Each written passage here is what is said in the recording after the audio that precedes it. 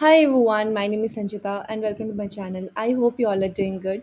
So in this video we will talk about research in education, again a very important concept, a very important unit number 6 from your paper to education.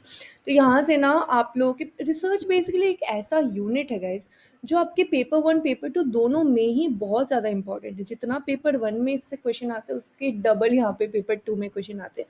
तो यहाँ पे ना मैंने पहले ही आपको बताया था कि अगर एक भी सिलेबस में यानी कि पेपर वन या पेपर टू किसी में भी आप बहुत अच्छे से पढ़ लोगे ना, फॉर एग्जांपल पेपर टू जो है वो ज़्यादा कॉम्प्रिहेंसिव है तो उसको भी बहुत ढंग से पढ़ लोगे, थोड़ा अच्छे से पढ़ लोगे तो पेपर वन का भी काम उसी में बन जाएगा।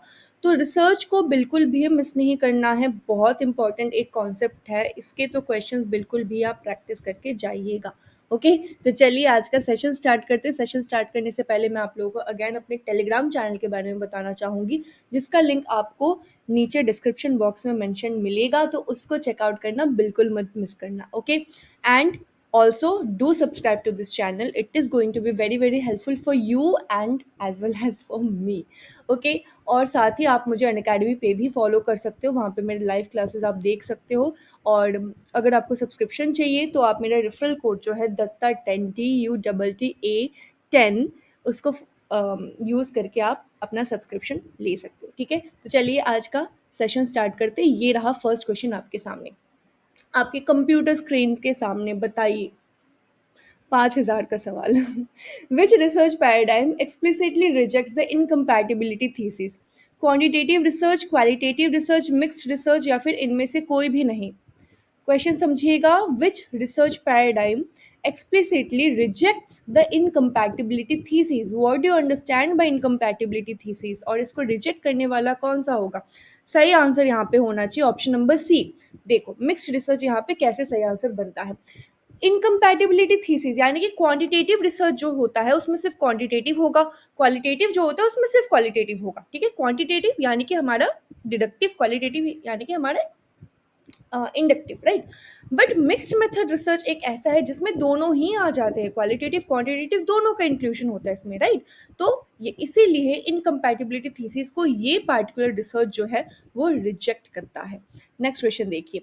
विच of the following which of the three major research paradigms is most concerned about generalizing its research findings? ये बताओ, which of the three major research paradigms is most concerned about generalizing its research findings? Quantitative, qualitative, mixed या फिर none of the above? ऐसे कौन सा एक research method है जिसमें जनरलाइजिंग होती है, जिसमें जनरलाइजिंग होती है? बताइए। सही आंसर होगा इसमें ऑप्शन नंबर वन।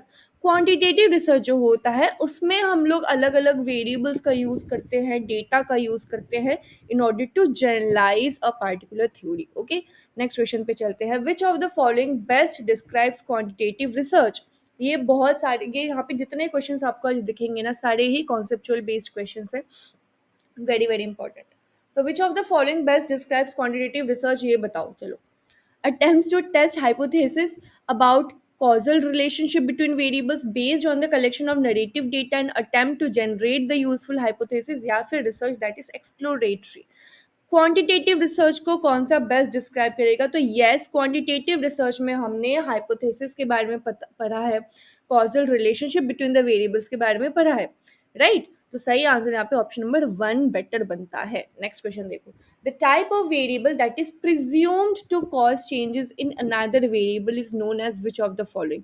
इनमें से कौन सा एक ऐसे टाइप का वेरिएबल है जो दूसरे एक वेरिएबल में चेंज ला सकता है? कौन सा वेरिएबल बताओगे यहाँ पे? ये आउटकम होगा, डिपेंडेंट होगा, इंडिपेंडेंट होगा या रिस्पॉन्स वेरिएबल होगा?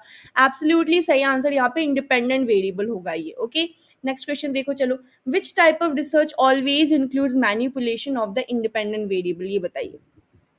ऐसा कौन से टाइप का रिसर्च है जिसमें हमेशा ना manipulation of the independent variable देखा जाता है? ठीक है, लास्ट वाले क्वेश्चन से बहुत ज़्यादा रिलेटेड है, तो एब्सोल्युटली करेक्ट। इसमें एक्सपेरिमेंटल रिसर्च जो होता है ना उसमें हम लोग इंडिपेंडेंट, डिपेंडेंट ये सारी वेरिएबल्स की बात करते हैं, और भी अलग वेरिएबल्स होते हैं जिसमें कि हमने पढ़ा है कि इंडिपेंडेंट वेरिएबल जो होता है ना उसमें मैनिपुलेशन हो जाती है। तो यहाँ पे मैं आपको एक क्वेश्चन आपके लिए, बोनस क्वेश्चन आपके लिए छोड़ रही हूँ जिसका आंसर आपको कमेंट सेक्शन में प्लीज़ देना है। वो ये है कि इंडिपेंडेंट वेरिएबल का दूसरा नाम बताओ मुझे। ठीक है, मैंने आप लोगों को बहुत सारे नाम लिखवा रखे हैं। तो इंडिपेंडेंट वेरिएबल का दूसरा नाम क्या है ये मुझे आपने बताना है। Okay, don't miss out on this question, please मुझे कमेंट सेक्शन में इसका आंसर बताइएगा। चलिए नेक्स्ट क्वेश्चन देखो अब। Negative correlation is present when. एक नेगेटिव कोरिलेशन हम कब बोलेंगे कि यहाँ पे नेगेटिव कोरिलेशन हो रखा है, बताओ। When the values on two variables move in opposite direction, the value on two variables move in the same direction, as values on one variable go up, value of other variable also go up, या फिर there is no such thing as a negative correlation. बताओ negative correlation से हम क्या समझते हैं। Yes, negative correlation का मतलब होता है दोनों ना ऑपोजिट डायरेक्शन में जा रहे हैं। Okay, so the value on two variables when it moves in opposite direction that will be negative correlation. बाकी बी और सी जो है सेम डायरेक्शन में जा रहे हैं, ये हमारा पॉजिटिव कोरिलेशन होगा। और जब एक के साथ दूसरे का कोई रिलेशन नहीं है, कोई इफेक्ट नहीं पड़े, तो वो जीरो कोरिलेशन होगा। नेक्स्ट क्वेश्चन देखो। Research in which the researcher uses both qualitative and quantitative research is known as what? Fundamental basic mixed modeling। अगर आपने ये वाला वीडियो जो है वो एकदम स्टार्टिंग से देख रखा होगा तो आपको पता होगा इसका आंसर।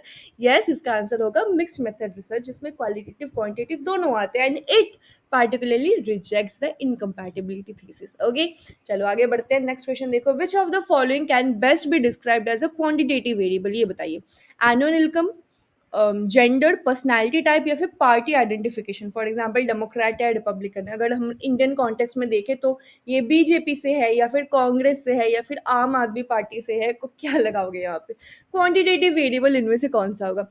तो देखो क्वांटिटेटिव वेरिएबल जो होती है उसमें इस शब्द में आता है क्वांटिटी। क्वांटिटी मतलब पार्टिकुलर डेटा होगा, पार्टिकुलर डिजिट नंबर इसको नोट करेगा, राइट। तो ये एनुअल इनकम होगा। ओके, बाकी जेंडर, पर्सनैलिटी, पार्टी आइडेंटिफिकेशन, ये सारे हमारे क्वालिटेटिव बन जाएंगे। नेक्स्ट क्वेश्चन देखो। Which correlation is the strongest correlation, ये बताओ जरा। कोरिलेशन हमें पढ़ा है, कोरिलेशन के रेंज हमने पढ़ा है, तो which one of the following is the strongest one, क्या लगता है बताओ। यस, करेक्ट आंसर यहाँ पे ऑप्शन नंबर डी होना चाहिए। देखो कोरिलेशन का मतलब क्या होता है, कोरिलेशन का रेंज होता है हमारा -1 to +1। ओके, तो इस जो पर्टिकुलर रेंज है ना, इससे सबसे क्लोजर यानी कि -1 से सबसे ज्यादा क्लोजर डिजिट या फिर +1 से सबसे ज्यादा क्लोजर डिजिट जो होगा ना, that will be the most, that will be the strongest। Okay, so which correlation is the strongest out of these four? That should be -0.95। all right, next question देखो। when interpreting a correlation coefficient expressing the relationship between two variables, it is very important to avoid claiming that the correlation means the variables are causally related। ये true है कि false है। when interpreting a correlation coefficient expressing the relationship between two variables, it is very important to avoid claiming the correlation means the variables are causally related। तो ये बात बिल्कुल ही सही है, ये बात बिल्कुल ही ट्रू है यहाँ पे। और राइट, ये क्वेश्चन देखिए। Religion is an example of categorical value, बताओ क्या ये कैटेगोरिकल वैल्यू है या क्वांटिटेटिव वैल्यू है। तो रिलीजन जो है ना वो अगेन एक कैटेगोरिकल वैल्यू, ये एक क्वालिटेटिव वेरिएबल। ओके, चलो नेक्स्ट क्वेश्चन देखो। A qualitative researcher is most likely to use the language of variables and talk about independent variables, dependent variables and moderate variables, moderator variables। ये सही बात है कि गलत बात है। क्वालिटेटिव रिसर्चर इन सारी चीजों के बारे में बात करेगा क्या, या different type of variables, independent, dependent, moderator आएंगे क्या, तो ये बात नहीं आएगा। ठीक है, दैट इज फॉल्स। क्यों? क्योंकि क्वांटिटेटिव रिसर्च में हम देखते हैं independent, dependent and moderator variable का inclusion. Okay, not in the context of qualitative research. Next question देखो। Causal comparative research provides the strongest evidence about cause and effect relationship, ये क्या बताओगे। Causal comparative research provides the strongest evidence about cause and effect relationship, तो this is also false। okay, causal comparative research जो होता है ना उसमें हम लोग क्या करते हैं, ये different from the experimental होता है। तो experimental जो होता है ना उसमें strongest evidence हो जाता है। next question देखो। an extraneous or confounding variable might threaten one's ability to claim that two variables are causally related, ये true होगा, ये false होगा। Extraneous or confounding variable might threaten one's ability to claim that two variables are causally related। This is true or false? So this is absolutely false। Okay, ये गलत है। Next question देखिए। चलो आज का ये लास्ट क्वेश्चन है।